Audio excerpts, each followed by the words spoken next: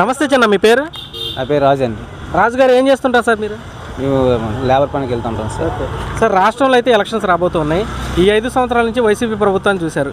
మరి రాబోయే ఎన్నికల్లో రాష్ట్రంలో ఏ ప్రభుత్వం వస్తే మీకు బాగుంటుంది అనుకుంటున్నారు? టీడీపీ, జనసేన, బీజేపీ కూటమా, లేదంటే వైసీపీ ప్రభుత్వం? జనసేన, టీడీపీ, బీజేపీ కూటమి రావాలని కోరుకుంటున్నాం సార్. సో ఎందుకని కావాలనుకుంటున్నారు? ఈ 5 సంవత్సరాల పరిపాలన ఎలా ఉంది జగన్మోహన్ రెడ్డి? 5 సంవత్సరాల పరిపాలనలో ఏముంది సార్? దౌర్జన్యాలు, భూ కబ్జాలు, అరాచకాలు, ఎవరైనా ప్రశ్నిస్తే వాళ్ళు దాడులు చేయడాలు, ఇవన్నీ తప్ప అభివృద్ధి ఏం లేదు. 3 రాజధానులు అన్నారు, ఒక రాజధాని లేకుండా చేశారు. కనీసం ఇది రాజధాని చెప్పుకున్న పరిస్థితి ఏపీకి లేదు. అటువంటిప్పుడు ఈ ప్రభుత్వం ఏం చేసిందని ఒకటే వీళ్ళంటారు. అంటే ఇక్కడ క్యాపిటల్ పెడుతున్నాం విశాఖపట్నంలో అంటున్నారు. మీకు నిజంగా ఇక్కడ కావాలా క్యాపిటల్? సార్, క్యాపిటల్స్ ఇప్పుడు విశాఖపట్నం అనేది ఎప్పుడో అభివృద్ధి చెందినది. ఇప్పుడు అమరావతి ఉంది. అమరావతి ఫస్ట్ ప్రతిపక్షాలు ఉన్నప్పుడు జగన్మోహన్ రెడ్డి గారు అమరావతి రాజధాని అన్నారు. ఇప్పుడు 3 రాజధానులు అంటుంటారు.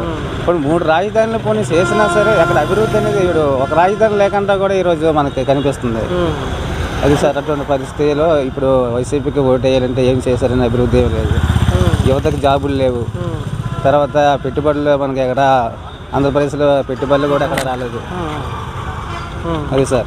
ఏంటి ఇక్కడ 13 లక్షల కోట్ల పెట్టుబడులు తెచ్చారని గుడివాడ అమర్నాథ్ గారు చెప్పారుగా, మీరు ఎందుకని లేవంటున్నారు? గుడివాడ అమర్నాథ్ గారు ఎక్కడ తెచ్చారండి? అతను దావోస్కి ఎక్కడికైనా వెళ్ళారు. దావోస్కి వెళ్ళాలంటే చలేస్తుంది అంటారు కదా. అందరం ఇప్పుడు పక్క రాష్ట్రంలో తెలంగాణలో ఇంతకుముందు గత ప్రభుత్వంలో కేటీఆర్ గారు ఐటీ మినిస్టర్ అతను ఎన్ని పెట్టుబడులు తెచ్చారు, ఎన్ని చేశారు. ఇతను గుడివాడ అమర్నాథ్ గారు అతను చెప్పే కథలు ఏంటంటే కోడిగుడ్డు కథలు చెప్తున్నారు. అతను కోడి గుడ్డెట్టాలి, ఇవ్వెట్టాలి పెంచి ఒక మినిస్టర్ మాట్లాడండి అవి. అది ఎక్కడ ఏ కంపెనీ తెచ్చాడు, ఎక్కడ పెట్టుబడులు తెచ్చాడు, ఎక్కడికి వెళ్ళాడు మీరు చెప్పాలనేసి మేము డిమాండ్ చేస్తున్నాం సార్. సరే, అసలు విశాఖపట్నం పరిస్థితి ఈ 5 ఏళ్లలో ఎలా ఉంది సార్? ఇక్కడ భూ కబ్జాలు, ల్యాండ్ మాఫియాలు ఇలాంటివి వచ్చినాయి అని అంటున్నారు. అందులో ఎంతవరకు వస్తుంది? రుషికొండ మీరు చూసే ఉన్నాం.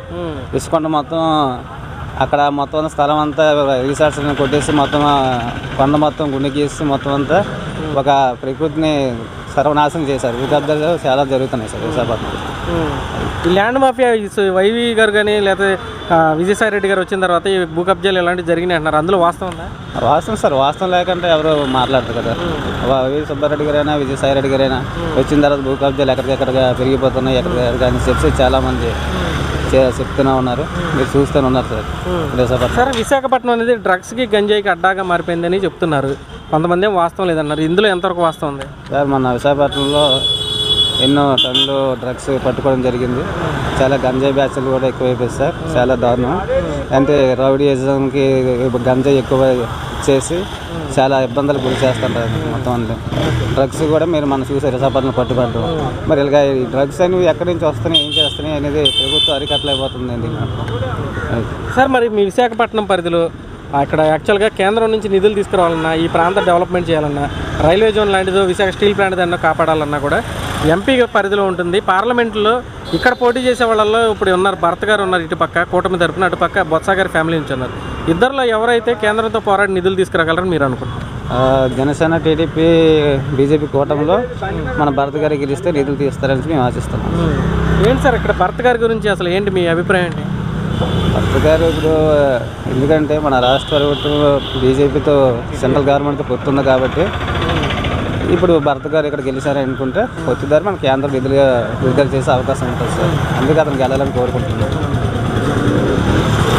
థ్యాంక్ యూ అండి.